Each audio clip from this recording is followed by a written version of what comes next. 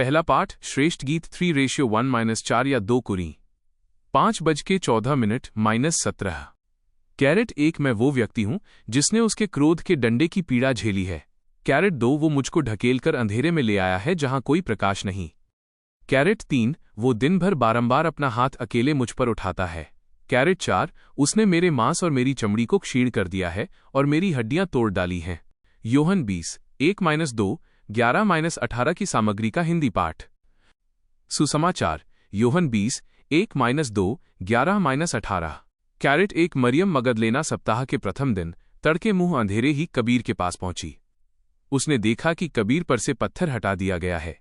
Carat 2 उसने Simone पेत्रुस तथा उस दूसरे शिष्य के पास जिसे ईसा प्यार करते थे दौड़ती हुई आकर कहा, वे प्रभु को कबीर में से उठा ले गए हैं और हमें पता नहीं कि उन्होंने उनको कहाँ रखा है।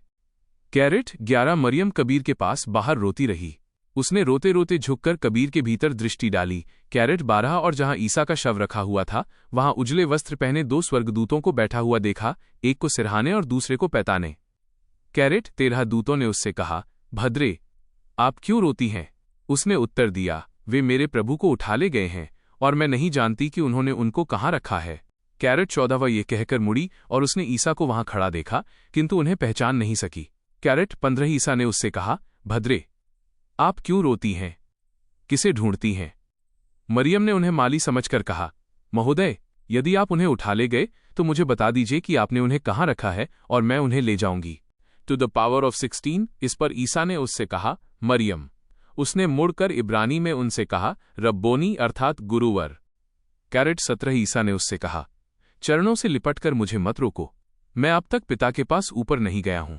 मेरे भाइयों के पास जाकर उनसे ये कहो कि मैं अपने पिता और तुम्हारे पिता, अपने ईश्वर और तुम्हारे ईश्वर के पास ऊपर जा रहा हूं।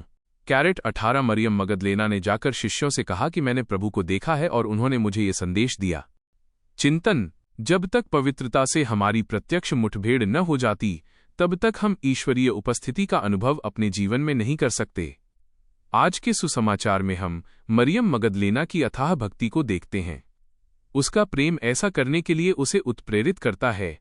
कहा जाता है, यदि हम प्रेम में पड़ जाए तो कोई भी चीज हमारे आड़े नहीं आ सकती।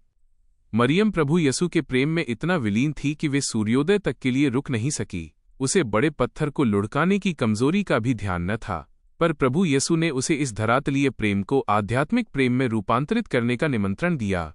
वह प्रेम जिसके द्वारा लोगों ने अपना सब कुछ त्याग कर दूसरों के लिए अपना जीवन समर्पित कर दिया। यह वह शुद्धतम प्रेम है जो ईश्वर को और करीब से जानकर उनका अनुसरण करने के लिए हमें प्रेरित करता है। अनुवाक्य, हे प्रभु, मेरे ईश्वर, मेरी आत्मा तेरे लिए तरसती है। स्तोत्र 63 2-6 8-9। जयघोष, अल्लेलुया अल्लेलुया। हे मरियम, हमें बता दो तुमने रास्ते में क्या देखा है? मैंने जीवित मसीह की कब्र और पुनर्जीवित प्रभु की महिमा देखी है। अल्लेलुया।